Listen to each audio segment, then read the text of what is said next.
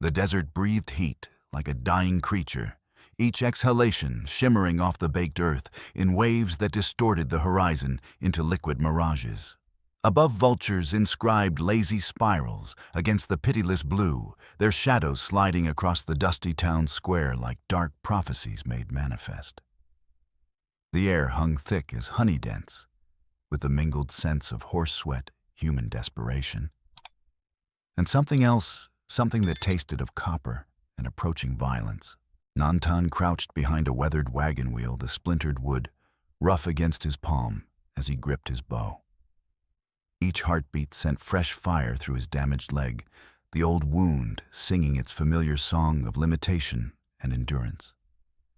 But the pain meant nothing compared to the sight that held his warrior's gaze, captive two children huddled in a cage of rusted iron, their small fingers wrapped around bars that might as well have been the gates of hell itself.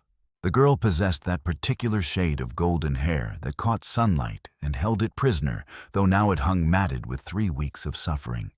10 years old, perhaps, 11 old enough to understand her fate, young enough for that understanding to be a special kind of torment. The boy beside her was smaller 7 winters by Nantan's reckoning, but something in the lift of his chin spoke of defiance, unbroken. That gesture sent recognition flooding through Nantan's chest like ice water in his veins. The memory rose unbidden sharp as winter wind across desert stone. Eli may be 5 years old, then crouched beside a stream while Nantan showed him how to read the story written in disturbed mud and scattered stones. "See here, little brother," Nantan had said, pointing to the delicate impression of cloven hooves. "Deer came to drink at dawn. The prints are deep in front, shallow behind. She was heavy with young moving, careful to protect what she carried." Eli's eyes had gone wide with wonder. "How do you know all that, Uncle Nantan?" And Nantan had smiled, ruffling the boy's sun-bright hair. "Because the earth remembers everything if you know how to listen." Now that same boy pressed against iron bars while men shouted prices for his flesh, and the earth remembered nothing but cruelty. Blue eyes. McKenna Blue Ruth called them the color of winter sky just before snow, clear and fierce and stubborn as the woman who had birthed them. These were Ruth's children, caged like animals, while predators in human skin shouted numbers into the furnace air. Lot number 17. The auctioneer's voice cracked like a whip, each word dripping with the casual evil of a man who had long since sold his humanity for silver. 2 prime specimens, healthy stock with fine breeding visible in every line. Notice the intelligence in their eyes, the strength in their bearing. These aren't your common foundlings, gentlemen. These children come from quality people. The crowd's laughter rose like smoke, dark and choking. Nantan's jaw clenched until his teeth sang, until the taste of his own blood bloomed sharp and metallic on his tongue. 32 winters of warfare, of witnessing humanity's capacity for both salvation and damnation. But this casual commerce in children's flesh made his warrior's soul cry out for justice, written in blood and ash. Near the auction platform, a boy of perhaps 16 moved, like a creature hunted, his hands trembling as they performed familiar tasks. Pablo Herrera had the look of someone fighting a war inside his own skin, and when their eyes met across the chaos of commerce and corruption, he flinched away as if burned. But before Pablo could retreat entirely, another figure materialized from the crowd's shifting mass, a man whose very presence seemed to drain light from the air around him.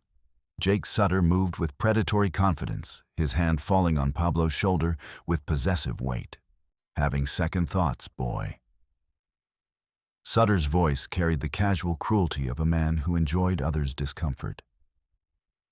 "Remember what happens to those who disappoint Mr. Crenshaw." Pablo's face went pale as old bone. "I ain't having second thoughts, just they're awful young is all.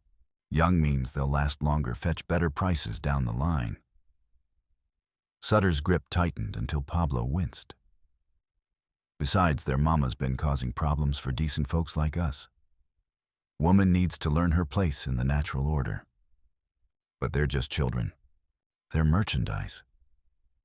Sutter's voice dropped to a whisper that somehow carried more menace than shouting. And you're the one who told us where to find them. Too late for tender conscience now, don't you think?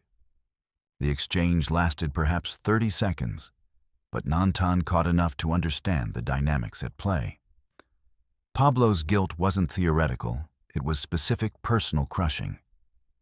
The boy had helped orchestrate this nightmare, and now the weight of consequences was threatening to break him entirely. $50. Floyd Garrison's voice cut through the afternoon heat like a blade through silk. The brothel owner's teeth gleamed yellow as old bone in his predator's grin, his eyes drinking in the children with an appetite that made Nantan's vision blur red at the edges. Another memory crashed over him like a cold wave. Lena, maybe 8 years old, sitting beside Ruth's kitchen table while her mother taught her to stitch a torn shirt. "Mama, why does Uncle Nantan always look so sad when he thinks nobody's watching?" Lena had asked with the piercing insight of childhood. Ruth had glanced toward where Nantan sat cleaning his weapons, her expression thoughtful. "Because he's seen too much pain in the world, sweetheart. But he stays with us because we help him remember there's still good worth protecting." Lena had nodded solemnly, then padded over to where Nantan worked. Without a word, she had begun braiding grass stems into a small bracelet, her tiny fingers working with determined concentration. When finished, she had slipped it onto his wrist. "So you don't forget," she had whispered. "So you remember we love you." That bracelet still circled his wrist, faded now, but unbroken, just like his determination to bring her home. 60. Marcus Webb's counterbid carried the flat authority of a man accustomed to buying human misery by the pound. His mind consumed workers like a hungry beast, caring nothing for their age so long as they could swing tools until they dropped. The bidding accelerated with the inevitability of an avalanche, each number climbing higher toward fates too terrible to contemplate. Nantan's weathered fingers found his coin pouch, knowing, before he counted, that the $12.30 it contained might as well have been 12 grains of sand against the tide. 3 weeks. 3 weeks since Ruth's wagon train had vanished into the desert like morning mist, taking with it everything that made her life worth living. The first week had been the worst hope, warring with despair as search parties combed every canyon, every waterhole, every possible route between Santa Fe and home. Ruth had organized the efforts with precision that seemed almost military in its scope, dividing the territory into grids, coordinating with Marshal Brady in ways that suggested deeper connections than simple friendship. He remembered the night she had finally broken down after days of iron control and methodical searching. Sitting on her porch in the darkness, she had asked him in a voice like broken glass, "What if we never find them? What if I have to spend the rest of my life not knowing if they're alive or dead or—" She hadn't finished the sentence, couldn't voice the worst possibilities that haunted every parent's nightmares. Nantan had sat beside her in silence for a long time before speaking. "We'll find them. However long it takes, whatever it costs, we'll bring them home." It was a promise he intended to keep, even if it killed him. Jake Sutter's story had contained too many convenient gaps, too many places where luck alone had preserved him while better men died. But grief makes fools of even the wisest, and Ruth had been drowning in an ocean of desperate hope, clutching at any debris that might lead her to her children. Now, Nantan knew where those trails had ended, and rage threatened to consume what remained of his tactical thinking. 30 miles to Ruth's ranch. 30 miles of hard riding to bring back help that would arrive hours too late. The mathematics of desperation offered no solutions, only the cold arithmetic of failure. Movement. Purpose. The Apache warrior began his retreat toward the horses, every step a betrayal of the children, whose blue eyes had recognized him through the bars of their cage. Logic demanded this choice. A futile gesture would save no one help. No one changed nothing except to add his death to the day's toll of tragedy. Going somewhere, Redskin. The voice slithered out of the heat-drunk air behind him, thick with whiskey and casual malice. Nantan turned with the fluid grace of a man who had survived 3 decades of such encounters, finding his path blocked by 2 specimens of frontier ugliness. The first was built like a scarecrow, all sharp angles and yellowed teeth, a knife scar across his chin, speaking of past violence, narrowly survived. His companion possessed the build of a draft animal, massive arms, and small eyes that held no trace of mercy or human warmth. Both men wore the particular combination of arrogance and stupidity that marked them as dangerous in the way rabid animals were dangerous, unpredictable, vicious, and too addled to recognize superior predators until far too late. Just heading home. The words emerged, calm, controlled, while Nantan's hand drifted toward the hunting knife at his belt. The familiar weight of his bow across his shoulders provided cold comfort, drawing it would require time he might not possess. Don't think so.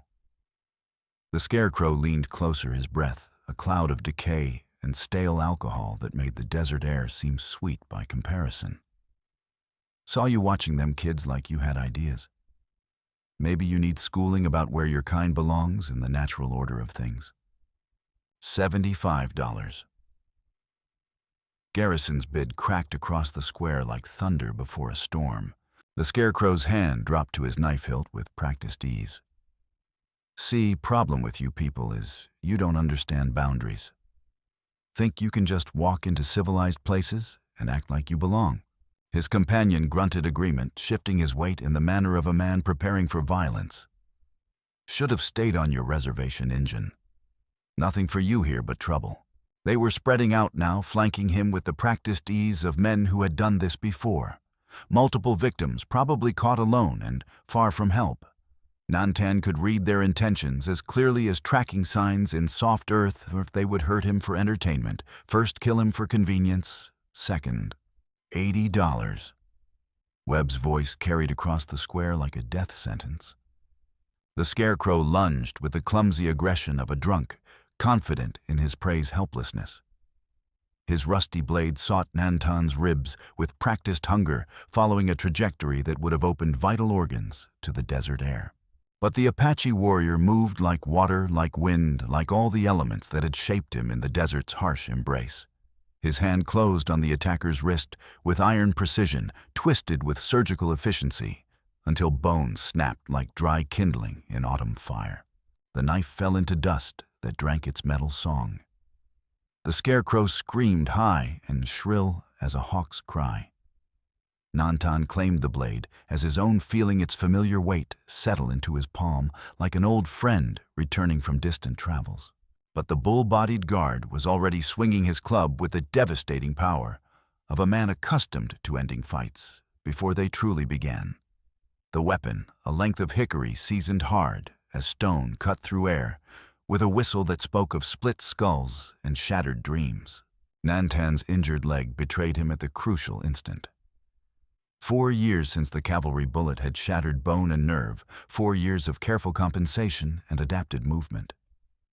But under stress, the old weakness reasserted itself like an echo of past pain. The club connected behind his ear with a sound like splitting wood, sending stars exploding across his vision in brilliant showers of light and agony. The impact drove him to his knees, while his damaged leg folded like paper in flame. His teeth clicked shut on his tongue, filling his mouth with the copper taste of his own blood. The earth rushed up to meet him with unforgiving hardness, and old wounds tore open like flowers blooming in reverse, spilling his life into the dust in crimson streams that caught the desert light and held it like scattered jewels. $85. The auctioneer's voice seemed to come from another world, another life where children were not merchandise, and hope was not a luxury too expensive for the poor. Both guards fell on him then with the enthusiasm of predators who had found wounded prey.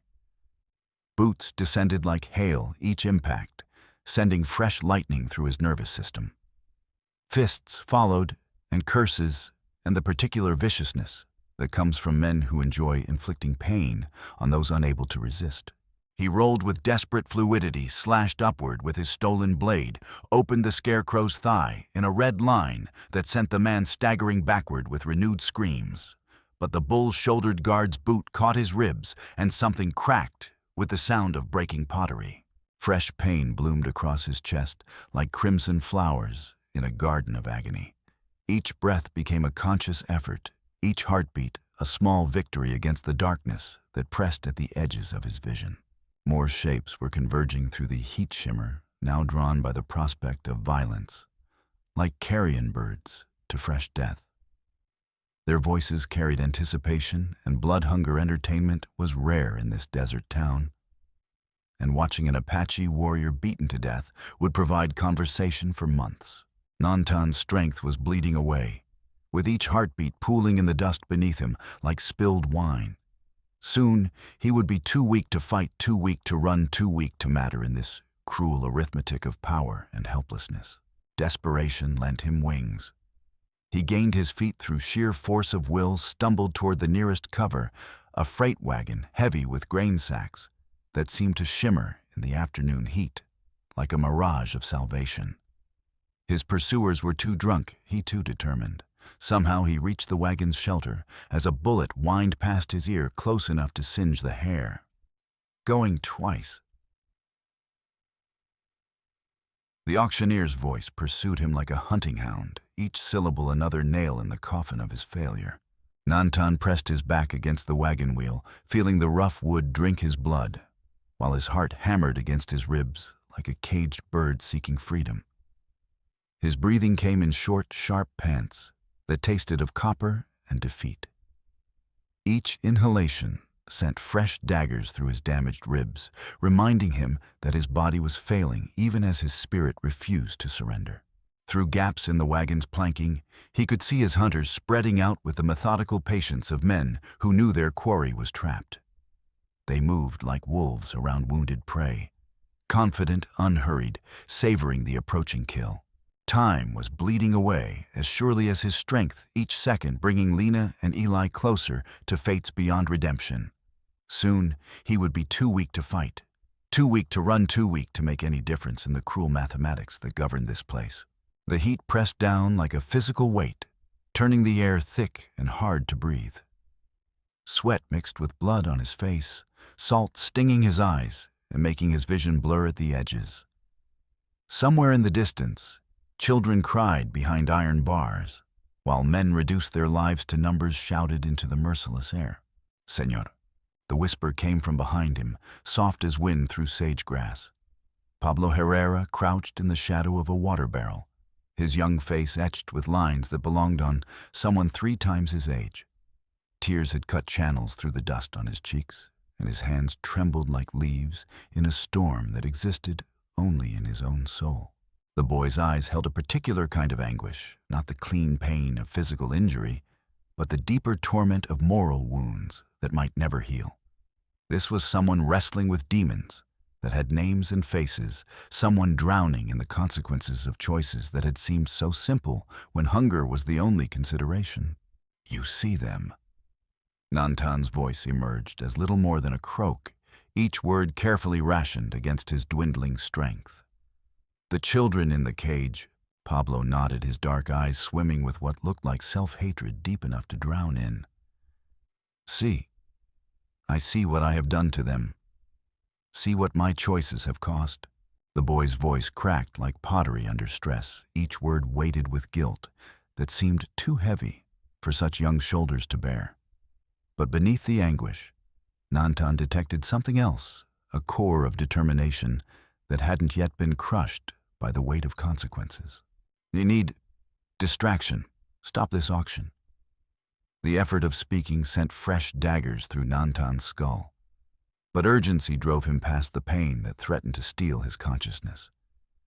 "Can you, Señor, there are things you don't understand." Pablo's voice carried the particular desperation of someone trying to confess sins too large for simple words. "Things I have done. Things that brought those children to this place, that put them in that cage." The boy's hands clenched into fists so tight, his knuckles had gone white as if he could somehow squeeze the guilt from his soul through physical pressure. When he looked at the children in their iron prison, his face underwent a transformation that spoke of innocence, dying in real time. I was the one. He whispered the words, emerging like blood from a mortal wound. I told them about the McKenna wagon, told them about the route, the guards, the children themselves. Everything that happened, it's my fault. The confession hit Nantan like a physical blow, but also explained so much. The boy's knowledge of the terrain, his familiarity with criminal methods, his desperate need to make amends, all of it suddenly made terrible sense. Whatever you've done, whatever you are right now, this moment, you can choose. Nantan fixed the boy with eyes that had seen the worst of humanity and still found reasons for hope. Choose who you want to be. The silence that followed was not empty. It was full to bursting with the weight of decision, thick with the possibility of redemption or damnation. Pablo's face underwent a transformation as boyish uncertainty hardened into something approaching resolution. The tears still flowed, but they no longer spoke of helplessness. "On the hay pile," he whispered, his voice gaining strength with each word, like a man finding his footing on treacherous ground. Behind the platform, dry as old bones and twice as eager to burn. All this desert heat, it'll go up like the devil's own bonfire. Do it.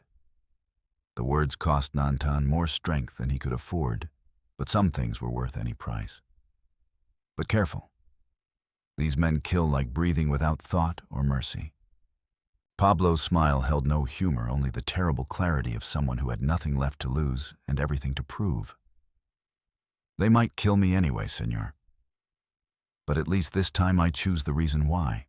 Sold to Floyd Garrison for $100. The auctioneer's voice rang out like a funeral bell, each word a spike driven through Nantan's heart. Too late. He had failed Ruth, failed the children, failed everyone who had ever trusted him to stand between innocence and evil.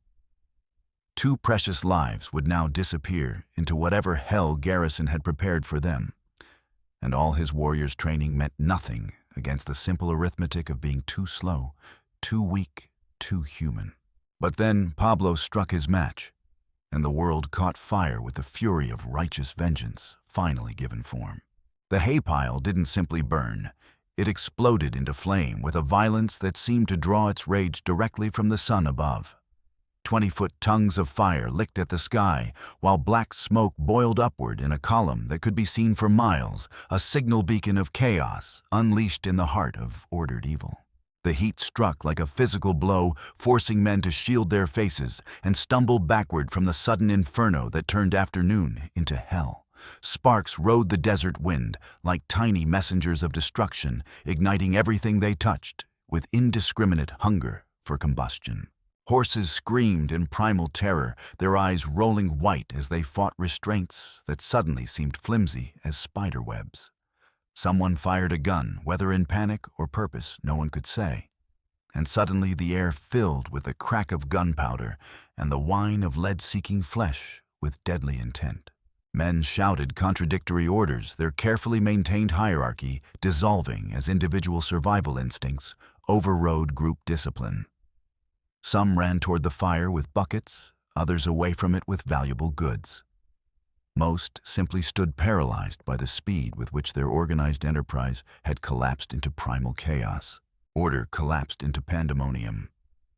Chaos devoured everything in its path like a living thing with appetites too large for any single feeding. Nantan moved through the confusion like a ghost given substance by desperation. His wounded leg screamed protest with each step, but he drove himself forward through sheer force of will, enhanced by paternal fury. The cage waited in the heart of the maelstrom, its 2 precious occupants pressed against the far corner like flowers, trying to escape a wildfire. The heat was already intense enough to sear exposed skin, and the smoke made each breath a conscious effort. Around him, the auction square had become a vision from fevered nightmares, burning buildings, screaming animals, men running in all directions, while the sky overhead darkened with the smoke of civilization consuming itself. Uncle Nantan. Lena's voice cut through the pandemonium, clear as crystal, bright as hope itself. Recognition blazed in those McKenna blue eyes, banishing 3 weeks of terror with the simple miracle of rescue finally arriving when all seemed lost. Her face was streaked with tears and dust, her golden hair tangled with straw and worse things, but her eyes held the same fierce intelligence that had always marked her as Ruth's daughter. Even in the depths of captivity and despair, she had never stopped believing that someone would come for them. "Getting you out." He grabbed a stone heavy enough to break chains, hefty enough to shatter the locks that bound innocents in iron cages. The rock was smooth river granite, worn by water and time into the perfect tool for the violence that justice sometimes required. The metal was good quality, the mechanism well made. But Nantan had something more valuable than superior equipment. He had a father's fury given focus and purpose. The first blow rang like a bell, sending vibrations up his arm that reopened wounds in his hands. The second struck sparks that glittered like fallen stars in the hellish light. The third shattered the lock into pieces that scattered across the dust like the fragments of broken dreams finally given their freedom. Lena stumbled into his arms, her small body shaking with relief and residual terror that might take years to fully fade. "Knew you'd come," she whispered against his chest, her voice muffled by emotion and smoke. "Told Eli every day you'd find us no matter what." But as he reached for the boy, rough hands seized Eli's hair and yanked him backward with vicious force that spoke of practiced cruelty. Floyd Garrison materialized from the smoke and flame like a demon conjured from hell itself, his expensive clothes singed and torn, but his predatory instincts intact. A cocked pistol pressed against Eli's temple with the casual precision of a man who had held weapons to children's heads before. This was not his first trafficking transaction, not his first time using innocent life as leverage in negotiations conducted at gunpoint. "Step back, Injun." Garrison's voice carried the flat authority of a predator claiming its prize from lesser scavengers. "Paid good coin for these two, and I don't intend to leave this godforsaken place empty-handed just because some redskin and his Mexican friend decided to play hero." The brothel owner's face was streaked with soot and fury, his carefully maintained appearance destroyed by the chaos Pablo's fire had unleashed. But his gun hand remained steady as bedrock, and his eyes held the cold calculation that came from years of reducing human beings to profit margins and operational expenses. This was not a man prone to bluffing or hesitation, and the weapon at Eli's head was ready to fire, requiring only the slightest pressure to end a young life in service of making a point about property rights and business relationships. "Please." Lena's voice broke like glass, each word a fragment of desperation sharp enough to cut souls. "He's just a little boy. Please don't hurt him." Garrison's free hand struck her across the face, hard enough to send her staggering, hard enough to split her lip, and send blood spattering the dust in crimson drops that caught the firelight like scattered rubies. The casual brutality of it spoke of a man who had long since abandoned any pretense of basic humanity. "Shut your mouth, girl. You belong to me now, both of you." His voice carried the matter-of-fact cruelty of someone explaining basic facts to the slow-witted. "The sooner you accept that truth, the easier this will be for everyone involved." The standoff stretched taut as a bowstring in the hands of a master archer. 4 people frozen in a moment that would determine whether children lived free or died enslaved, while around them the world burned with the fury of institutional evil finally facing consequences for its crimes. The heat was becoming unbearable, forcing them all to squint against air that shimmered like liquid fire. Smoke filled lungs and stung eyes, making each breath a conscious effort against suffocation. In the distance, buildings continued their consumption by flames that seemed to hunger for more fuel, more destruction, more complete erasure of the place where innocence had been bought and sold like cattle. "Let the boy go." The voice emerged from the smoke like judgment itself, carrying the weight of moral authority finally given physical form. Pablo stepped into the firelight, carrying a rifle that seemed too large for his slender frame. But his hands held the weapon with surprising steadiness, born of desperation, transformed into purpose. The boy's face bore the expression of someone who had looked into the abyss of his own soul and found it wanting, but also discovered reserves of courage he hadn't known existed. This was no longer the frightened child who had taken money for betraying wagon trains. This was someone who had chosen his final loyalty and meant to see it through regardless of consequences. Garrison spun partway around while keeping his pistol pressed to Eli's head, his eyes seeking this new threat with the wariness of a predator, suddenly realizing he might have become prey. When he saw Pablo, something like amusement flickered across his soot-streaked features. Pablo. He laughed, the sound harsh as a crow's cry echoing off canyon walls. "What the devil you think you're doing, boy? These people ain't your concern, and this ain't your fight." The brothel owner's tone carried the condescending authority of an adult addressing a disobedient child. But his eyes never left the rifle barrel that had found him with uncomfortable precision. He was calculating angles, distances, the likelihood of getting a clear shot before Pablo could fire. "They are now," Pablo replied, tears cutting clean tracks through the grime on his cheeks, while his voice carried the weight of absolute conviction. "More than you know. More than I wish they were. Put that rifle down before you do something permanently stupid." Garrison's tone shifted to the particular blend of threat and cajolery that had served him well in negotiations with reluctant business partners. "Your friends won't appreciate you interfering with legitimate commerce. There's money to be made here, boy, and dead heroes don't spend silver." "My friends." The words dripped with self-loathing so pure it was almost tangible, like poison given voice and form. "You mean the men who pay me to watch which wagons carry the most tempting cargo? The ones who promised me silver if I helped them choose the richest targets for their particular brand of commerce?" Nantan felt the world shift beneath him as understanding crashed over him like a cold wave breaking against desert stone. This boy, this child who had set the fire, who held a rifle on their tormentor, was one of them. One of the raiders who had torn Ruth's family apart, who had reduced children to merchandise and turned love into loss. But he was also the one who had chosen to act when action mattered most. "That's right."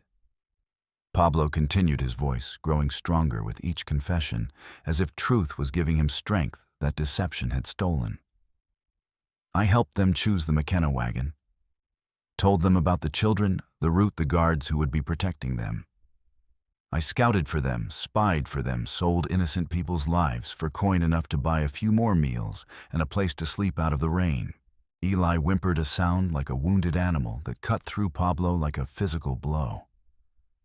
The boy's face crumpled with anguish that seemed too large for his young frame to contain. But his grip on the rifle never wavered. "But I never knew." The words emerged as barely more than whisper, but they carried the weight of mountains pressing down on a soul that had finally found its moral center. Never thought they would cage children like beasts. Never imagined they would sell innocence to monsters who would destroy it for entertainment. Garrison made his fatal error, then overconfident from years of terrorizing those too weak to resist, drunk on the power that came from holding life and death in his hands. He shifted his grip on Eli to get a clearer shot at this troublesome boy who had forgotten his place in the natural order. The movement loosened his hold just enough for the child to twist partially free, just enough to give hope its first real chance since this nightmare began. Two guns spoke as one, their voices joining in a harmony of violence that had been building toward this moment since the first child was caged and the first innocent sold. Pablo's bullet caught Garrison in the shoulder, spinning him around in a spray of blood and curses that painted the dust with the price of cruelty, finally facing justice. Garrison's shot went wide, the bullet creasing Pablo's scalp and sending him staggering into burning debris. But the wound was shallow fortune, favoring those who finally chose to fight for something larger than themselves. Nantan didn't hesitate. Despite his wounds, despite his weakness, despite every rational voice that screamed about the futility of his condition, He launched himself at Garrison, with the fury of a warrior defending his family. They crashed to the earth together, rolling through dust and ash, in a desperate struggle for the weapon that would determine who lived and who died in this place where civilization had come to burn. But blood loss was taking its toll, like a river finally overwhelming its banks. His vision blurred at the edges, darkness creeping in like tide against the shore. Garrison was stronger, less injured, younger. The outcome seemed inevitable, until consciousness became an effort too great to sustain. Through the haze of approaching unconsciousness, Nantan heard the thunder of hoofbeats, the crack of rifles' voices, shouting orders in the night. Whether rescue or doom, he could no longer tell. The darkness rose to claim him like floodwater, finally overtopping the levees, and he sank into its embrace like a stone dropped in deep water. When awareness returned, minutes or hours later, time had lost all meaning in the country of pain. Where his consciousness dwelt, the world had transformed into something from a fever dream. The auction square resembled a battlefield, more than a marketplace, buildings burning on all sides, while smoke painted the darkening sky in shades of apocalypse. Bodies littered the ground like discarded dolls, some groaning weakly, others still forever in positions that spoke of lives ended mid-flight from violence too swift to avoid. The organized criminal enterprise had been reduced to ash and memory, leaving only the smell of burned wood and the taste of justice finally served. Uncle Nantan. Lena's voice reached him through the chaos, clear as mountain water cutting through stone. "We have to go. The whole town's burning." They were waiting at the edge of devastation. Pablo and the children, their faces blackened with soot, but their eyes bright with determination that no amount of suffering could extinguish. The boy had found horses somewhere in the confusion, 3 animals that stood nervously but ready for flight from this place where evil had consumed itself. "Can you ride?" Pablo's voice was hoarse from smoke blood seeping from the bullet graze on his scalp, where Garrison's shot had marked him, but he seemed steady enough to function despite his wounds. Nantan nodded, though he wasn't certain it was true. With Pablo's help and the last reserves of his warrior's will, he hauled himself onto one of the mounts. The world spun like a child's top gravity, seeming to shift directions with each heartbeat. But he managed to stay upright by gripping the horse's mane with hands that shook like leaves in wind. "Where do we go?" Lena asked, her voice steady despite everything she had endured, a resilience that spoke of McKenna blood running true in her veins. "Our home." The word emerged from somewhere deeper than his throat, somewhere in the region where hope lived, eternal, despite all evidence to the contrary. "We go home to your mother." They rode through the desert night, while behind them, the town burned like a funeral pyre. For civilization itself, the flames visible for miles as a beacon of what happened when evil finally met its match, in the form of righteous fury given outlet.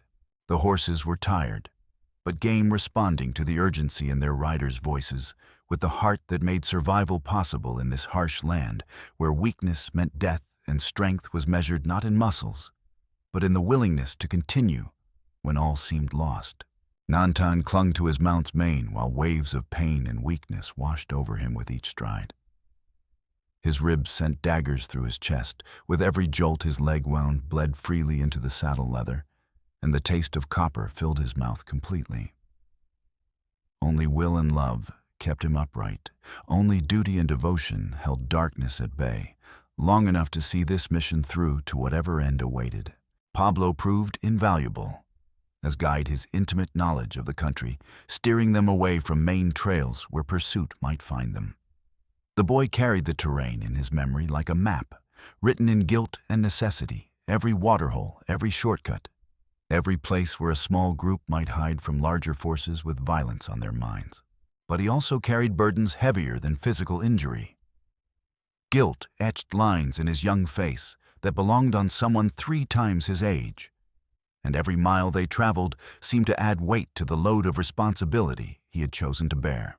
During their first rest at a small desert spring, when the horses drank gratefully and the immediate urgency of escape gave way to the deeper needs of survival, The full scope of Pablo's betrayal emerged like poison from a wound that could no longer be hidden. The children listened with the particular stillness of those learning hard truths about the world's capacity for both evil and redemption.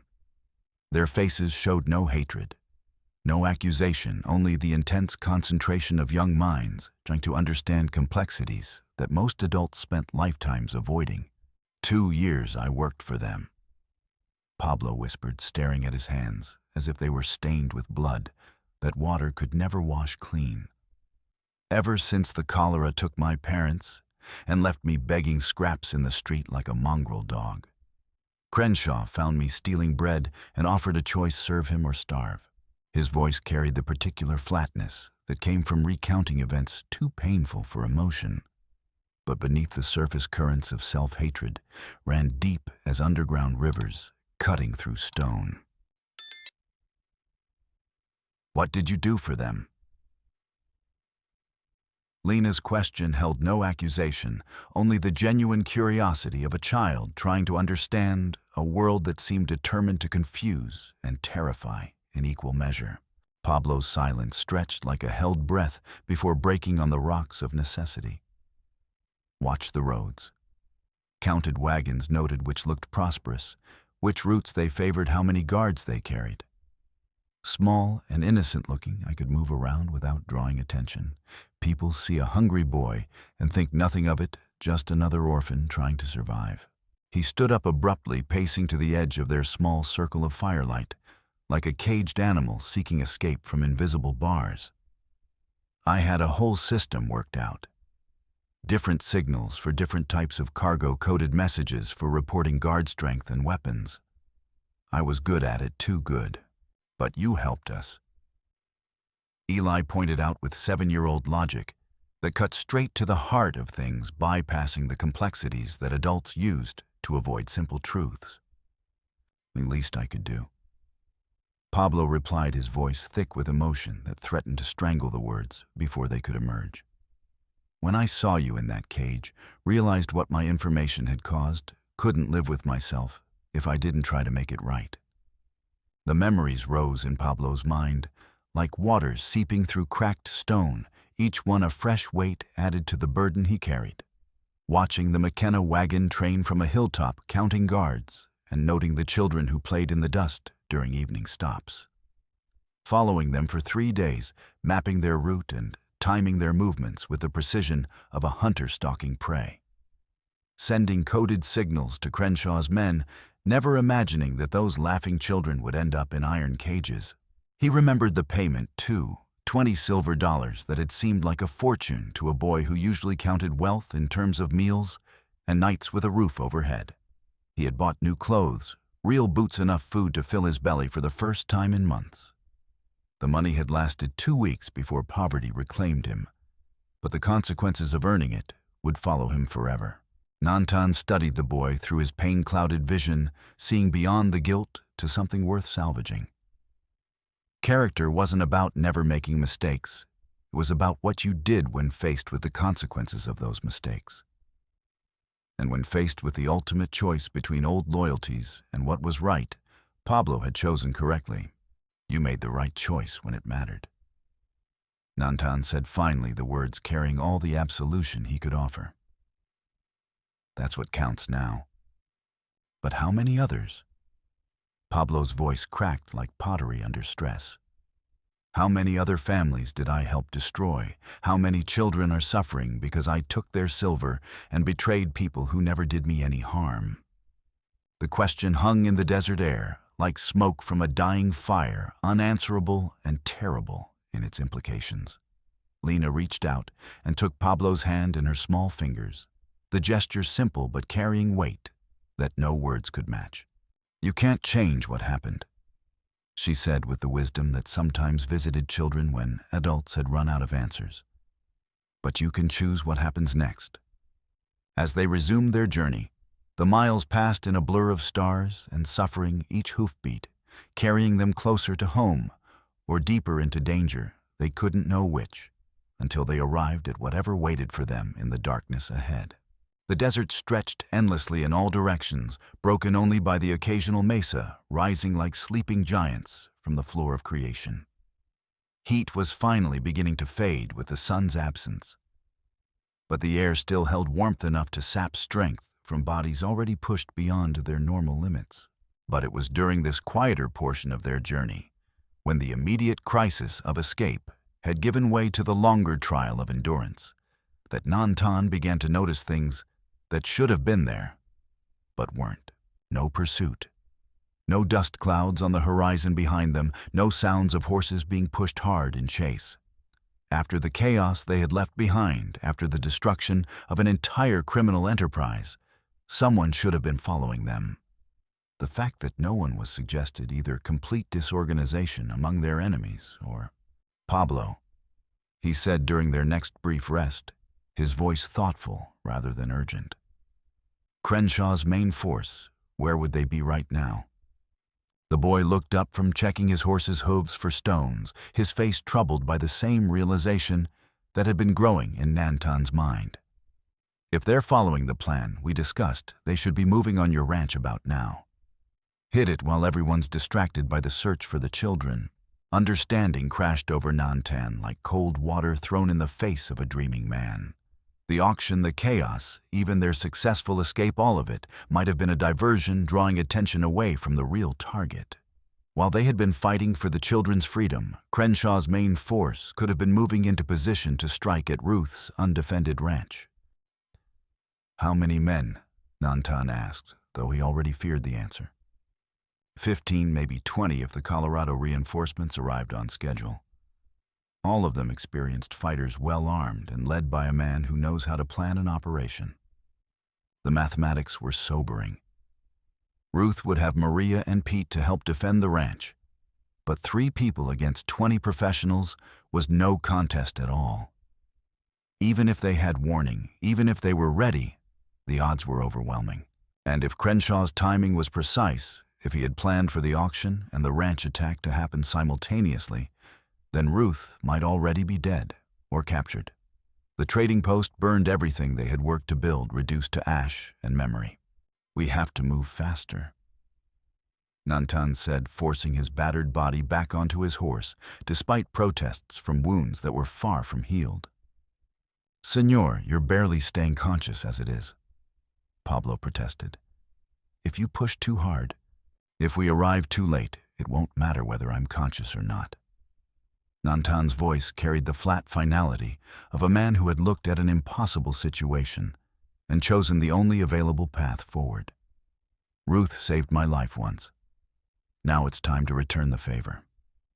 They rode harder than pushing the horses to their limits, while the desert night wrapped around them like a shroud woven from starlight and shadow.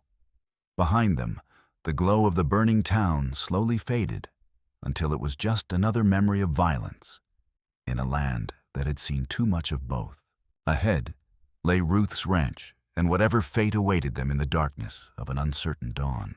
As they crested the final ridge overlooking Ruth's trading post, Nantan's heart sank like a stone dropped in deep water. The valley below lay dark and still, no welcoming lights in windows, no movement in yards, no signs of the normal evening routine that should have marked the end of another day in a life lived close to the land. But worse than the absence of normal activity was the presence of something entirely wrong. The shadows among the trees held shapes too regular to be natural, too organized to be anything but hostile intent. Men and horses hidden with military precision, positioned to command every approach to the ranch buildings. Ruth's home was under siege. Crenshaw. Pablo breathed the name emerging like a curse called down from heaven to earth. He's here with the main force, just like we feared. Who's Crenshaw? Lena asked, though something in Pablo's tone suggested she already understood that whatever Pablo was about to say would be more frightening than anything they had faced so far. The leader. Pablo replied, his voice heavy with dread and recognition, born of too much familiarity with the man's methods. Former cavalry sergeant who turned bandit when the war ended. Smart as a whip, disciplined as any officer I ever served under, and about as merciful as a rattlesnake with its tail cut off. Nantan studied the deployment below, with a warrior's trained eye, even his weakened condition, unable to blunt instincts, honed by 3 decades of warfare. What he saw made his blood run cold despite the desert heat that lingered in the air, like the breath of sleeping dragons. This wasn't random violence or opportunistic theft. This was military precision applied to criminal ends. The positioning of men and horses, the careful attention to escape routes, the systematic nature of the siege spoke of professional planning executed by someone who understood the art of war and had chosen to pervert it for personal gain. "How many?" he asked, though he was already counting the shapes visible in the moonlight that filtered through clouds like silver coins scattered across black velvet. 15 in his regular band, but he was expecting reinforcements from Colorado. Could be 20 men down there, maybe more if other groups decided to join the party.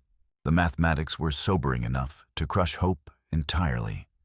Even if Ruth Maria and Pete were armed and ready, they faced overwhelming odds against experienced fighters who had chosen this ground, and this time for maximum advantage. And Nantan was barely clinging to consciousness, let alone combat readiness. Blood loss and exhaustion had pushed him beyond the normal limits of human endurance, leaving him functioning on will alone, and will, however, strong could not replace the strength that had bled away into desert sand. "And there's more." Pablo continued reluctantly, his voice carrying the weight of knowledge he wished he didn't possess. "This isn't just about money for Crenshaw. He's got a personal hatred for Senora Ruth that goes deeper than any business consideration." "What kind of hatred?" Eli asked his young voice, suggesting he understood that whatever Pablo was about to say would add new dimensions to their fear. Pablo was quiet for a long moment, searching for words that could explain the kind of evil that came not from greed or desperation, but from ideology twisted into something monstrous and implacable. "He sees her as everything wrong with the changing West," Pablo said finally. "A successful woman who treats all people equal regardless of color or background. To men like him, that's not just wrong. It's an abomination that has to be destroyed as an example to others who might have similar ideas." Understanding crashed over Nantan like a cold wave breaking against heated stone. This wasn't a raid, it was a crusade. Crenshaw wouldn't be satisfied with theft or even murder. He wanted to break Ruth completely, to destroy everything she had built as a message to others who might dare challenge his vision of how the world should be ordered. The personal nature of Crenshaw's hatred meant that negotiation was impossible, mercy unlikely, and the rules of normal warfare suspended in favor of something darker and more absolute. This was the kind of conflict where surrender meant something worse than death. Gunfire erupted from the buildings below, muzzle flashes, painting the night in brief, deadly flowers of light that bloomed and faded like evil stars being born and dying in accelerated time. The sound carried clearly in the thin air rifle shots, return fire, the occasional boom of a shotgun discharged at close range. Someone was fighting back, but the sporadic nature of the defensive fire suggested they were already hard-pressed, already giving ground to an enemy that had every advantage except the righteousness of their cause. "We have to help them," Lena said fiercely, her voice carrying the same iron determination that had made her mother successful in a world that didn't welcome strong women or independent thinking. Nantan's warrior soul cried out in agreement, demanding action regardless of odds or consequences. But his body had reached its limits, pushed beyond what flesh and blood could endure.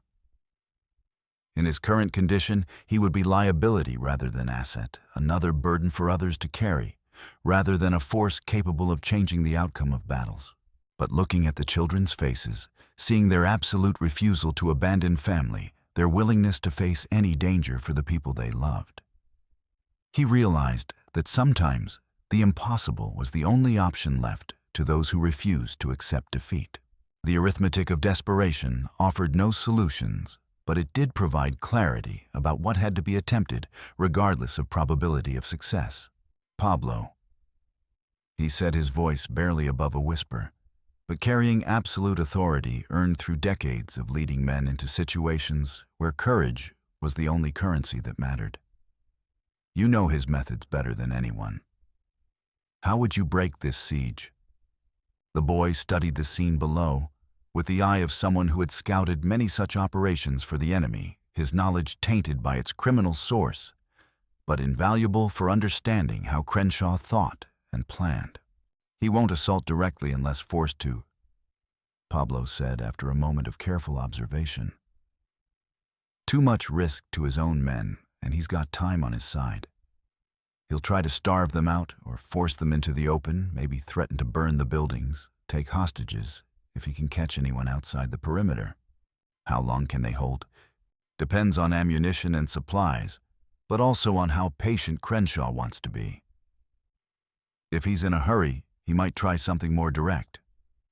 If he's got time, he'll wait as long as it takes to win without unnecessary losses to his own force. The tactical situation was clear enough. Even through Nantan's pain-clouded thinking, the defenders were outnumbered and besieged with limited resources, and no hope of relief unless it came from outside, which meant it had to come from them, regardless of how inadequate they were for the task. There's a way, Pablo said suddenly, his voice gaining strength as the idea took shape in his mind, like a structure built from desperation and hope. Dangerous as hell, but it might work if we're willing to accept the risks. Tell me. Dry creek bed runs along the north side of the property. Deep enough for cover from observation, connects to the root cellar under the main house. I know because He stopped, swallowing words that would only add to his burden of guilt. Because you scouted it for them. Nantan finished, gently understanding that Pablo's criminal knowledge was now their only hope of turning the tables on the very crimes he had helped plan. Pablo nodded miserably, his young face twisted with self-loathing that threatened to overwhelm his newfound determination. Mapped every building, every entrance, every weakness in the defenses. Spent weeks learning everyone's routines, timing their movements, cataloging their habits. All so Crenshaw could plan the perfect attack that would leave no witnesses and no evidence. The boy's guilt was palpable, but Nantan could see the potential in his knowledge. Sometimes redemption required using the tools of past sins for present salvation, transforming betrayal into the weapon of its own undoing. Could you get inside, help coordinate their defense from within? Maybe. But what good would it do? 4 people, 1 badly wounded, and 2 children against 20 experienced fighters. We'd all be killed within minutes of revealing ourselves. You wouldn't be trying to win a battle. Nantan explained the plan, taking shape in his mind like a map drawn in blood and necessity. You'd be changing the nature of the fight. Right now, Crenshaw has every advantage: numbers, position, initiative, surprise. But if you can get inside, create confusion, open another front, maybe we turn this siege into something else entirely. What kind of something else? Lena asked, her practical mind, cutting through emotional considerations to focus on the tactical realities they faced. The kind where we have a chance, Nantan replied, knowing it wasn't much of an answer, but also knowing it was the only one he could offer. The simplicity of it was both beautiful and terrifying. Pablo would use his criminal knowledge to infiltrate the very defenses he had helped design, turning his betrayal into the weapon of its own undoing.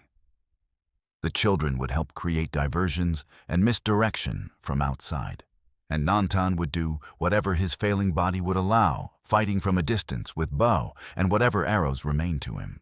It wasn't much of a plan, but it was what desperation and love could create when backed into a corner with no retreat possible.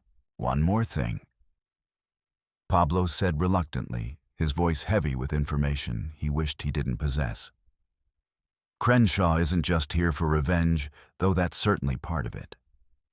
Your mother has a reputation for keeping substantial funds on the ranch trading post, profits, government payments for military supply contracts, personal savings accumulated over years of successful operation. He's counting on that money to finance his operations for the next year or more. Information that might prove useful for negotiation or misdirection. Though Nantan doubted Crenshaw's hatred would be overcome by mere financial considerations. Still, every scrap of intelligence was precious now, every potential advantage worth exploring, no matter how slim the odds of success. The gunfire below intensified, suggesting the battle was reaching a critical point where time was becoming more important than perfect planning. Each second of delay brought their loved ones closer to death or defeat, and soon it would be too late for any intervention to make a difference.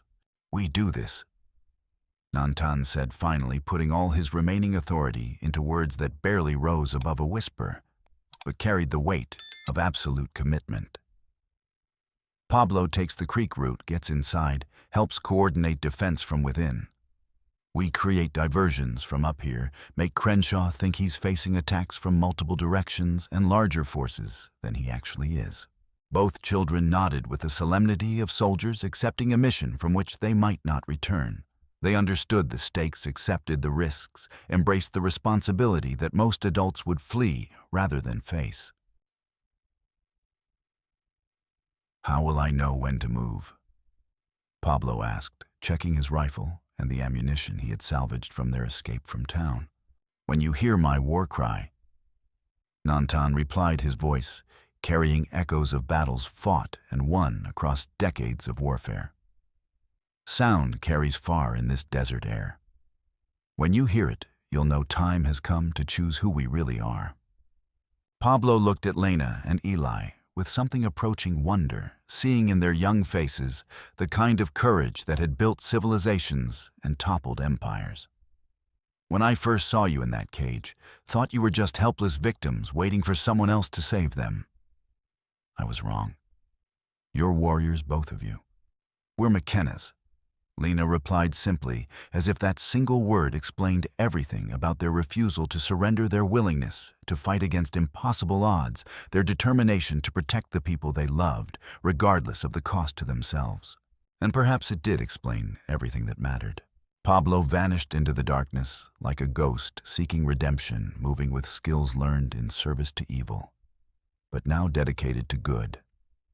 Nantan watched him go, while positioning himself and the children for their part in the desperate gamble that would either save their family or see them all die together in the attempt.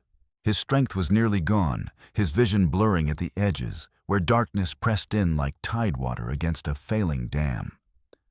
But he still had his bow and 3 arrows, not much ammunition for the kind of fight they were about to enter, but enough to make a difference at crucial moments if his aim remained true.